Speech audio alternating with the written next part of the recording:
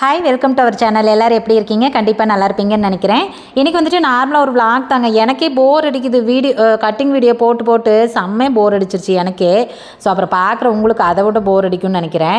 So அதனால தான் சரி இன்றைக்கி வந்துட்டு நார்மலாக ஒரு vlog போடலாம். நல்ல வேலை வீடியோ வேறு இல்லை. இன்னொரு வீடியோ தான் இருக்குது கட்டிங்கில். அப்புறம் இந்த ஒரு வீடியோ தான் இருந்துச்சா, சரி அதனால் இதை வந்துட்டு vlog அன்றைக்கி போட்டலாம் அப்படின்னு தோணுச்சு.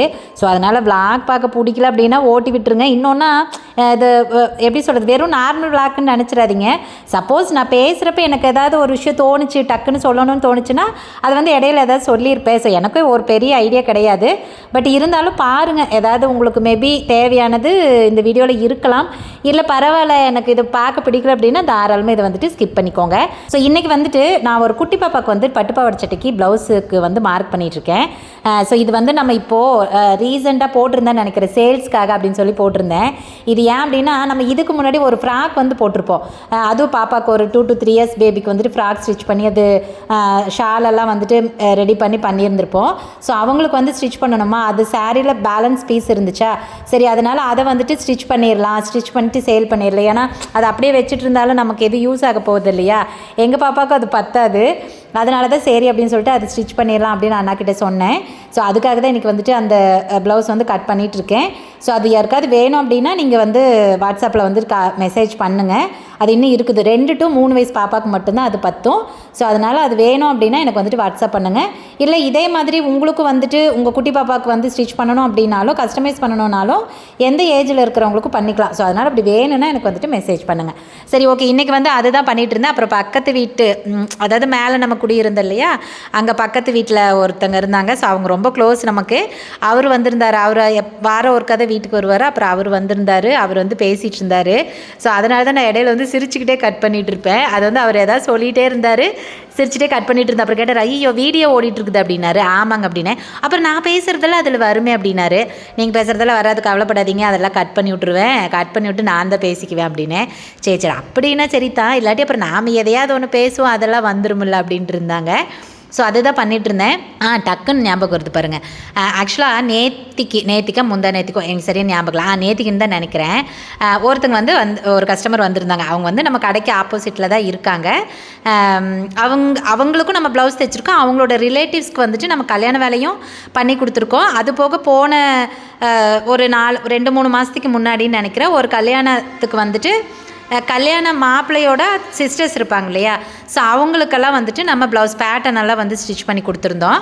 ஸோ அதனால் அவங்க ஏதாவது கல்யாண வேலை டிசைனாக வந்து ஸ்டிச் பண்ணணுன்னா நம்மக்கிட்ட தான் வந்துட்டு கொடுப்பாங்க.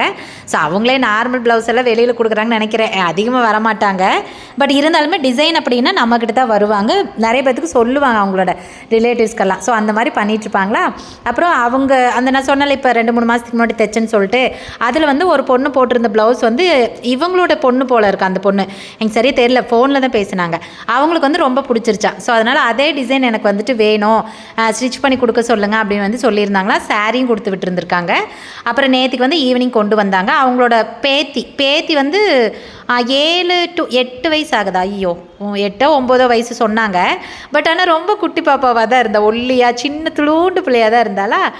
ஸோ அந்த பாப்பாவே கூட்டிகிட்டு வந்திருந்தாங்க. அப்புறம் வந்துட்டு இந்த மாதிரி சொன்னாங்க, இந்த டிசைன் தான் நான் இங்கே தைச்சோம்ல, அது நல்லா இருக்குதாம்மா, எங்கள் புள்ள கேட்டா அப்படின்னாங்களா. அப்புறம் நான் 4 ப்ளவுஸ் என்னமோ தைச்சோம், அதில் எதுன்னு எனக்கு தெரியலன்னு அப்புறம் ஃபோட்டோ காட்டினோடனே அவங்க சொன்னாங்க, இல்லை இந்த ப்ளவுஸ் தான், இதுதான் வேணும் அப்படின்னா. அது போட் நெக்கில் கையில் வந்து க்ரஷ் டைப்பு ஸ்லீவ் அது. ஸோ அது வந்து பண்ணியிருந்தோமா, அதனால் இதுதான் வேணும் அப்படின்னு கேட்டிருந்தாங்க. சரின்னு சொல்லிவிட்டு அவங்களுக்கு அவங்க பொண்ணு நம்பர் கொடுத்து அவங்களுக்கு ஃபோட்டோ அனுப்ப சொன்னாங்க. அந்த ப்ளவுஸை மட்டும் அனுப்புங்க அப்படின்னாங்க. சரி நான் அனுப்பிச்சிட்டு அப்புறம் அவங்களும் பார்த்துட்டு, ஆமாம் இதுதான் எனக்கு இதே மாதிரி ஸ்டிச் பண்ணி கொடுங்கக்கா அப்படின்னாங்க. சரி ஓகே பண்ணிக்கலாங்க அப்படின்னு. அப்புறம் பார்த்துட்டு அவங்க வந்து அளவு கொடுத்துருந்த ப்ளவுஸ் வந்துட்டு ஷார்ட் ஸ்லீவ் தான் கொடுத்துருந்தாங்க. பட் அது வந்து எல்போ ஸ்லீவில் தான் நம்ம பண்ணுவோம். அதனால் நான் சொன்னேன், எனக்கு வந்து எல்போ ஸ்லீவ் அளவு வேணும்ப்பா அப்படின்னு. சரிங்கக்கா, நான் வந்து 15ஆம் தேதி ஊருக்கு வருவேங்க்கா, வந்தால் வரேன், அப்போ இன்னொரு ப்ளவுஸ் கொண்டு வருவாங்க்கா, எனக்கு அதுவும் ஸ்டிச் பண்ணி கொடுக்கணும் அப்படின்ச்சு. சரிப்பா பண்ணிக்கலாம், ஒன்றும் பிரச்சனை இல்லை அப்படின்னா சரி ஓகேன்ச்சு. அப்புறம் அது எவ்வளோங்க்கா ப்ரைஸ் அப்படின்னு சொல்லி கேட்டிருந்ததா. அப்புறம் நான் சரின்னு சொன்னேன்னா எனக்கு கொஞ்சம் மறந்துருச்சு. நான் சொல்லிடுவேன் அப்போதைக்கு. அப்புறம் வந்து ஒருவேளை அது அதிகமாகவோ கம்மியாகவோ சில சமயம் அப்படியெல்லாம் நடந்திருக்கு. அதிகமாக கூட சொன்னதில்லை, கம்மியாக தான் சொல்லியிருப்பேன். அதனால் என்ன பண்ணுறது, அந்த ப்ளவுஸ் தைச்சிருந்தேன்னா அதை போய் பார்த்துட்டு அவங்களுக்கு எவ்வளோ சொன்னேன்னு சொல்லிட்டு பார்த்து சொல்லிடுவேன். சப்போஸ் ரொம்ப முன்னாடியே இருக்கிற ப்ளவுஸாக இருந்தால் மட்டும் அப்புறம் யோசிச்சு பார்த்து நமக்கு இது எவ்வளோ டைம் எடுக்கும், எவ்வளோ பீஸ் வாங்குகிறோம் அப்படிங்கிறத பொறுத்து கொஞ்சம் யோசிச்சு சொல்லுவேன்.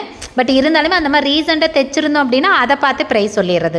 அதனால் கரெக்டாக அது இப்போ ரீசெண்டாக ஒரு 2-3 மாதத்துக்கு முன்னாடி தானே.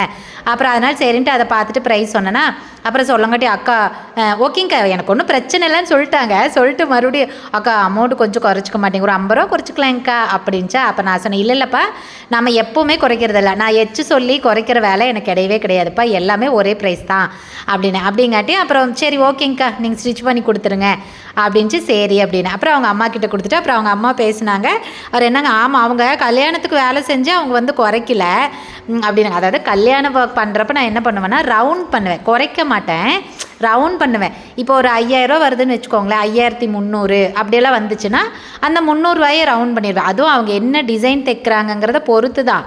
ஒரு வேளை டிசைன்லாம் பெருசாக இல்லை, அது நம்ம குறைச்சாலும் கட்டுப்படி ஆகாதுன்னா கண்டிப்பாக குறைக்கவே மாட்டேன். ஸோ ஆரி ஒர்க்கெல்லாம் பண்ணுறாங்க, அது ஓரளவுக்கு நமக்கு ஓகே பண்ணிக்கலாம் அப்படிங்கிற மாதிரி இருந்துச்சுன்னா ஒரு 200-300 இருந்துச்சுன்னா குறைச்சிக்குவேன். அதுக்கு மேலே போனாலும் கம்மி பண்ண மாட்டேன். அப்புறம் நமக்கு அதில் என்ன பெருசாக நிற்க போகுது, அதனால் அப்படி பண்ணுவேன்னா அதுக்கு அவங்க அப்படின்னாங்க. நான் வாயே திறக்கல எதுக்குமே, நான் கம்மனு சிரிச்சுக்கிட்டே கம்மனு இருந்துட்டேன். அப்புறம் அவங்க சரின்ட்டு கொடுத்துட்டு அப்புறம் சரி ஓகே ஸ்டிச் பண்ண சொல்லிடுங்க, நான் புதன்கிழமை வரேன்னு, சரி 18ஆம் தேதி வரேன்னு நான் அளவு கொடுத்துட்றேன் அப்படின்னு சொல்லிட்டு அப்புறம் அவங்க கிளம்பிட்டாங்க. நான் சரின்ட்டு கம்முன்னு இருந்துட்டேன். அப்புறமா வந்து அண்ணாடி சொல்லிட்டு இருந்தேன், அது என்னங்க எல்லாத்துக்குமே வந்துட்டு இந்த குறைச்சிக்கங்க அப்படிங்கிறது ஒரு பெரிய இது போல் இருக்குது. அந்த பொண்ணுக்கு நம்ம தைச்சிருக்கோம் அதே ரேட்டுக்கு தான் தைச்சிருக்கோம், அப்புறம் இவங்களுக்கு அப்படி தானே தைப்போம், அதே கிளாத்தும் எடுக்கணும், கைக்கு வந்து தனியாக கிளாத் எடுக்கணும் அந்த மெட்டீரியலுக்கு அந்த டிசைனுக்கு. ஸோ அதனால் நம்ம அதுக்கு தகுந்த மாதிரி ரேட் வரும்ல அப்படின்னு சொல்லி சொன்னேன்னா அப்புறம் அண்ணா வந்துட்டு அதுதான் எப்பயும் தெரிஞ்சு போன பணக்கம் தானே, நிறைய பேர் அப்புறம் அது கேட்குறது அவங்களோட ஒரு திருப்திக்கு கேட்குறாங்க போல இருக்கு அப்படின்னாங்க. அப்புறம் நானும் சரி விட்டுட்டேன். அப்புறம் அதாவது தெரிஞ்சு போன விஷயம் நம்ம நிறைய பார்க்குறோம் அப்படின்னு விட்டுட்டேன். ஸோ இதில் வந்துட்டு நான் உங்களுக்கு என்ன டிப்ஸ் சொல்கிறேன், டெய்லருக்கு என்ன டிப்ஸ் சொல்கிறேன் அப்படின்னா, இப்போ ஒருத்தர் வந்து குறைங்க அப்படின்னு கேட்குறாங்க அப்படின்னா நீங்கள் அதுக்கு வந்து நிறைய எக்ஸ்பிளைன் பண்ண வேண்டாம். இல்லைங்க எனக்கு இதுக்கு இவ்வளோ ரேட் ஆகும், அதுக்கு அவ்வளோ டிசைன் இருக்குது அப்படி இப்படின்னு சொல்லிட்டு கண்டிப்பாக நீங்கள் வந்து அதை எக்ஸ்பிளைன் பண்ணவே வேண்டாம். ஏன்னா நான் இதெல்லாம் முன்னாடி பண்ணிகிட்டு இருந்தேன். ஸோ அவங்க ஏதாவது கேட்டாங்க அப்படின்னா நான் இந்த மாதிரி எக்ஸ்பிளைன் பண்ணுவேன், இல்லைங்க இதுக்கு இவ்வளோ கிளாத் எடுக்கணும், இதுக்கு இவ்வளோ வேலை இருக்குங்க அப்படி இப்படின்னு எக்ஸ்பிளைன் பண்ணுவேன். எக்ஸ்பிளைன் பண்ண அவங்க என்ன ஆகுதுன்னா அவங்க அப்படின்னா அவங்க சொல்கிறாங்கன்னா நம்ம இன்னும் கொஞ்சம் ஃபோர்ஸ் பண்ணி கேட்டோன்னா கண்டிப்பாக குறைப்பாங்க அப்படின்னு மேபி அவங்க நினச்சிக்கிறாங்களா என்னன்னு தெரியல. திரும்ப இல்லைங்க அதனால் என்னங்க குறைக்கலாங்க, ஒரு 50 ரூபா கூட குறைக்க மாட்டேங்களாங்க அப்படி இப்படின்னு நமக்கு திரும்ப அந்த பேரம் பேசிக்கிட்டே இருப்பாங்க. நீங்கள் பேசவே பேசாதீங்க, கம்முனே இருந்துருங்க. அவங்க கடைசி வரை ஒரு வார்த்தை கேட்குறாங்க, இல்லைங்க அப்படியெல்லாம் நம்ம பண்ணுறது இல்லைங்க ஒரே ப்ரைஸ் தான் அப்படின்னு சொல்லுங்கள். சொல்லிவிட்டு அதுக்கப்புறம் எதுவும் எக்ஸ்பிளைன் பண்ணாதீங்க, கம்முனே இருந்துக்கோங்க. அதுக்கப்புறம் அவங்களே வந்துட்டு சரி அவங்க என்ன பேசினாலும் வந்து இது பண்ண மாட்டாங்க அப்படின்னு சொல்லிட்டு அவங்களே புரிஞ்சுக்குவாங்க. ஸோ அதனால் கண்டிப்பாக நீங்கள் அதுக்கப்புறம் வந்துட்டு நீங்கள் உங்கள் தரப்புலேருந்து சும்மா எக்ஸ்பிளைன் எல்லாம் பண்ணவே பண்ணாதீங்க. நீங்கள் பாட்டு கம்முன்னு இருந்துக்கோங்க. ஒரு வேளை அவங்க வந்து இல்லைங்க சிலர்லாம் சொல்லுவாங்க நான் அங்கெல்லாம் தைச்சேன், எனக்கு அங்கெல்லாம் இவ்வளோ தான் வாங்கினாங்க அப்படி இப்படின்னு கண்டிப்பாக சொல்லுவாங்க. அவங்க தைச்சிருக்கலாம் மாட்டாங்க, ஆனால் சொல்லுவாங்க. சொன்னாங்க அப்படின்னா அப்படிங்களா சரி ஓகேங்க ஒன்றும் பிரச்சனை இல்லை அப்படின்னு நீங்கள் அங்கே கூட தைச்சிக்கோங்க. உங்களுக்கு ஒரு வேளை கம்மியாக கிடைக்குதுன்னா தைச்சிக்கோ. ஏன்னா நானாக இருந்தாலும் கொஞ்சம் ரேட்டு கம்மியாக இருந்ததுன்னா அங்கே தானே தைக்கணும்னு நினைப்பேன், எனக்கும் காசு பெருசு தானே. அதனால் ஒரு வேளை உங்களுக்கு அப்படி கம்மியாக இருந்துச்சுன்னா தாராளமாக தைச்சிக்கோங்க, ஒன்றும் பிரச்சனை இல்லை. அதனால் என்னங்க எங்கே தைச்சாத்தான் என்னங்க, எங்ககிட்டயே தைக்கணும்னு எந்த கட்டாயம் இல்லை, பரவாயில்ல விடுங்க அப்படின்ட்டு நீங்கள் அப்படின்னு சொல்லிட்டு கம்முன்னு இருந்துக்கோங்க. அதுக்கு மேலே எதுவுமே பேசாதீங்க. அப்படின்னா அப்புறம் அவியிலே சரி பரவாயில்லைங்க அப்புறம் இங்கே வந்துட்டேன் போவாட்டி என்ன அப்படிங்கிற மாதிரி சொல்லுவாங்க. ஆக்சுவலாக கண்டிப்பாக கம்மியாலாம் அந்த டிசைனை பர்டிகுலராக அந்த டிசைனை வேறு பக்கம் தைச்சா கம்மியாக தைச்சிருக்கவே மாட்டாங்க. சப்போஸ் அப்படி கம்மியாக தைக்கிறாங்க அப்படின்னா அவங்க தைக்கிறவங்க எப்படி தைப்பாங்க, நம்மளோட ஃபினிஷிங் அவங்க கொடுக்குறாங்களா, இந்த டிசைன் எப்படி சொல்கிறது ஒரு 100% வந்து அதே மாதிரி லுக்கில் இருக்குமா, குவாலிட்டியாக ஸ்டிச் பண்ணியிருக்காங்களா அதெல்லாம் நமக்கு தெரியாது. ஸோ கண்டிப்பாக நிறைய விஷயம் இருக்குது. ஒருத்தர் டிசைன் தைக்கிறாங்கன்னா எல்லாரும் அப்படியே அவ்வளோ குவாலிட்டியெல்லாம் தைக்க மாட்டாங்க. ஒரு 10 பேர் குவாலிட்டியாக தைப்பாங்க, தைப்பாங்க, 10 பேர் கொஞ்சம் அவங்களுக்கு தகுந்த ஒரு குவாலிட்டியில் கம்மியாக தான் தைப்பாங்க. ஸோ அவங்களுக்கு அதெல்லாம் தெரியவே தெரியாது. டிசைன் எவ்வளோ பர்ஃபெக்டாக இருக்குது, எல்லா குவாலிட்டியாக தைச்சிருக்காங்களா, அந்த மாதிரியெல்லாம் அவங்களுக்கு எதுவுமே தெரியாது. அவங்கள பொறுத்த வரைக்கும் ரேட்டு அவ்வளோதான். ஸோ அதனால் நீங்கள் ஒரே வார்த்தை அப்படி சொல்லிட்டு நின்ட்டிங்கன்னா அவங்க எது சொன்னாலும் அவங்க குறைக்க மாட்டாங்கப்பா, இவ்வளோதான் ரேட்டு அப்படின்னு அவங்களாவே கம்முன்னு இருந்துக்குவாங்க. நாம் வந்துட்டு இல்லைங்க அவங்க தைப்பாங்க, நாங்களே இப்படி தைப்பாங்க அப்படி தைப்பாங்க இதை நம்மளை பற்றி எக்ஸ்பிளைன் பண்ணிங்க அப்படின்னா கண்டிப்பாக அந்த இடத்துல உங்களோட மரியாதை குறையும். ஸோ கண்டிப்பாக நீங்கள் அதை பண்ணவே பண்ணாதீங்க. உங்களை விட்டுட்டு அவங்க போக மாட்டாங்க. உங்களோட டிசைன் பிடிச்சி வராங்க அப்படின்னா கண்டிப்பாக அவங்க உங்களை விட்டுட்டு போக மாட்டாங்க. ஏன் அப்படின்னா நான் வந்து ரேட் கண்டிப்பாக குறைக்கவே மாட்டேன். எதுக்கு குறைக்கணும்? நான் வந்து என்னுடைய வேலையில் நான் ரொம்ப எப்படி சொல்கிறது 100% இன்வால்வாக நான் செய்கிறேன்.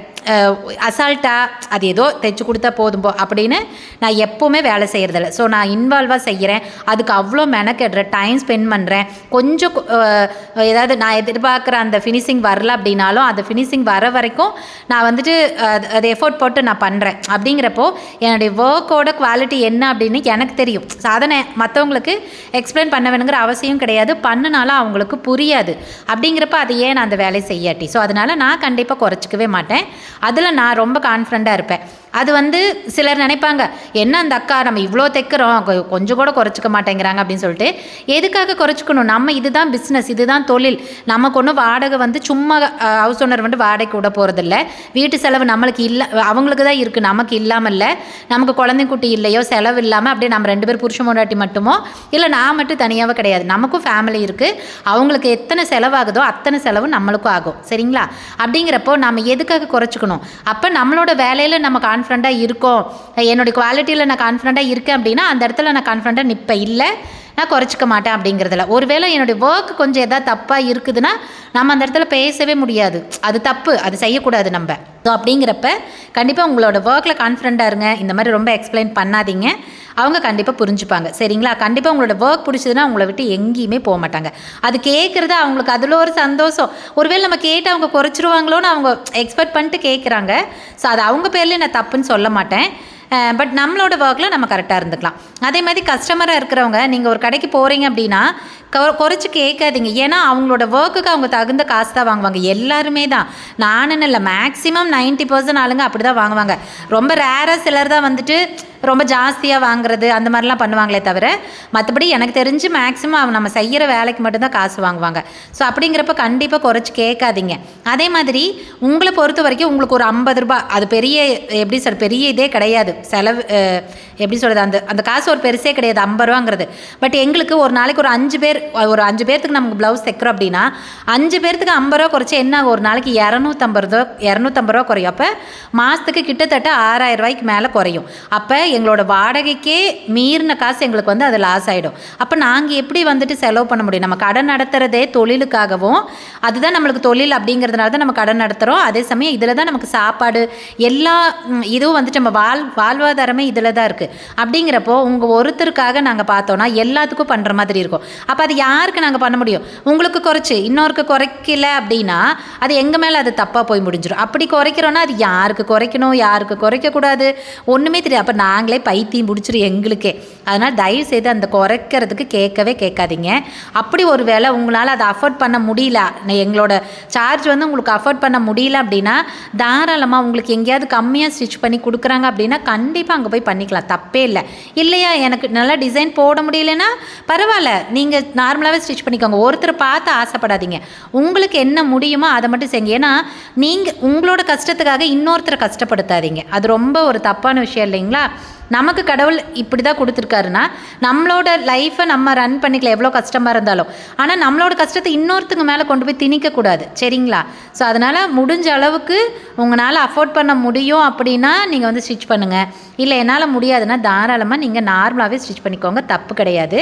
ஸோ மற்றவங்களுக்காக நீங்கள் வந்து ஐயோ அவங்க முன்னாடி நான் இப்படியெல்லாம் ப்ளவுஸ் போடணுன்ட்டு எங்களை வந்து சிரமப்படுத்தாதீங்க. ஓகேங்களா? ஸோ அதுதான் நான் வந்துட்டு இந்த வீடியோவில் சொல்லணும் அப்படின்னு நினச்சிது. ஸோ எனக்கு டக்கு ஞாபகம் வந்துச்சு, நேற்று அது நடந்தங்காட்டி ஞாபகம் வந்துச்சு. ஸோ அதனால் நான் அதை சொன்னேன். இது வந்துட்டு யாரும் இதை கேட்டுட்டு கஸ்டமர் இருக்கிறவங்க ஹர்ட் ஆகணுங்கிறதெல்லாம் ஒன்றும் கிடையாது. ஏன்னா எல்லா டெய்லர் மனசுலையும் இருக்கிற ஒரு விஷயம் தான். ஸோ அதை நான் வெளிப்படையாக சொல்லியிருக்கேன், அவ்வளோதான். சரி, ஓகே, அவ்வளோதாங்க. இன்றைக்கி வீடியோவில் இது ஒரு விஷயத்தை தான் டக்கு ஞாபகம் வந்துச்சு, சொல்லிட்டேன். வேறு ஒரு முக்கியமான விஷயம் கிடையாது. கண்டிப்பாக இந்த வீடியோ கொஞ்சம் போர் அடிச்சிருக்கலாம், பிடிச்சிருக்கலாம், எப்படி இருந்ததுன்னு எனக்கு கமெண்ட்டில் சொல்லுங்கள். கண்டிப்பாக இந்த வீடியோ வந்து நிறைய பேத்துக்கு யூஸ் ஆகும். ஏன்னா டெய்லராக இருக்கிறவங்களுக்கு எப்படி ஹேண்டில் பண்ணுறதுன்னு தெரியாது இருக்கிறவங்களுக்கு இது கண்டிப்பாக யூஸ் ஆகும். சரி, ஓகேங்க. இந்த வீடியோக்கு அவ்வளோதான். நம்ம இன்னொரு நல்ல ஒரு முக்கியமான விஷயத்தோட நல்ல ஒரு வீடியோவோட உங்களை வந்துட்டு மீட் பண்ணுறேன். பாய்.